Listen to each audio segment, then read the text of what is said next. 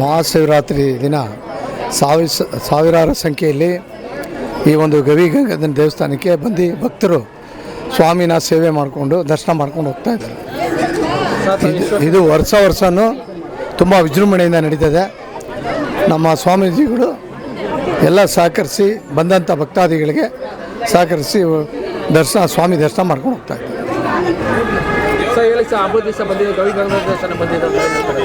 ಈ ಮಹಾಶಿವರಾತ್ರಿಯ ಪುಣ್ಯ ದಿನದಿಂದ ಇವತ್ತು ನಾವು ಕುಟುಂಬ ಸಮೇತರಾಗಿ ಬಂದು ದೇವ ದರ್ಶನ ಮಾಡಿದ್ದೀವಿ. ನಿಜವಾಗ್ಲೂ ಈ ದೇವಸ್ಥಾನ ತುಂಬ ವಿಶೇಷವಾದದ್ದು.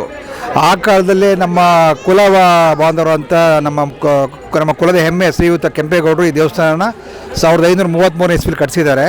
ಬಹುಶಃ ಅಂದಿನಿಂದಲೂ ಸಹ ವಿಶೇಷ ದಿನಗಳಾದಂಥ ಸಂಕ್ರಾಂತಿ ಮತ್ತು ಮಹಾಶಿವರಾತ್ರಿ ದಿನಗಳಂದು ಇಲ್ಲಿ ವಿಶೇಷ ಪೂಜೆ ಆಗ್ತದೆ. ಇವತ್ತು ಸಹಸ್ರಾರು ಭಕ್ತಾದಿಗಳು ಬಂದು ದರ್ಶನ ಮಾಡ್ತಾರೆ ಭಗವಂತನಿಗೆ. ಅವರೆಲ್ಲರಿಗೂ ಸಹ ಭಗವಂತ ಒಳ್ಳೇದು ಮಾಡಲಿ. ನಾವು ನಮ್ಮ ದುರ್ಗದ ಹುಲಿ ನಮ್ಮ ರಾಜೇಗೌಡರ ಜೊತೆ ಬಂದು ದೇವ ದರ್ಶನ ಮಾಡಿದ್ದೀವಿ. ಇವತ್ತು ಅವರು ಅನ್ನದಾನ ಕಾರ್ಯಕ್ರಮ ಹಮ್ಮಿಕೊಂಡಿದ್ದಾರೆ ಎಲ್ಲರಿಗೂ ಭಕ್ತಾದಿಗಳಿಗೆ. ಸೊ ಎಲ್ಲರೂ ಭಕ್ತಾದಿಗಳು ಅದನ್ನು ಭಗವಂತನ ಪ್ರಸಾದ ಸ್ವೀಕರಿಸಿ ಪುನೀತರಾಗ್ತಾರೆ. ಇವತ್ತು ಈ ವಿಶೇಷ ದಿನ ಭಗವಂತ ಎಲ್ಲರಿಗೂ ಒಳ್ಳೆ ಮಾಡಲಿ ಅಂತ ನಾನು ಕೇಳ್ಕೊತೀನಿ. ಗವಿಗಂಗಾಧರನಲ್ಲಿ ಹರಕೆ ಹೊತ್ಕೊಂಡ್ರೆ ಆ ಕಾರ್ಯ ಆಗತ್ತೆ ಅಂತಕ್ಕಂಥದ್ದು ಸುಮಾರು 500 ವರ್ಷಗಳಿಂದಲೂ ಪ್ರತೀತಿಯಾಗಿದೆ.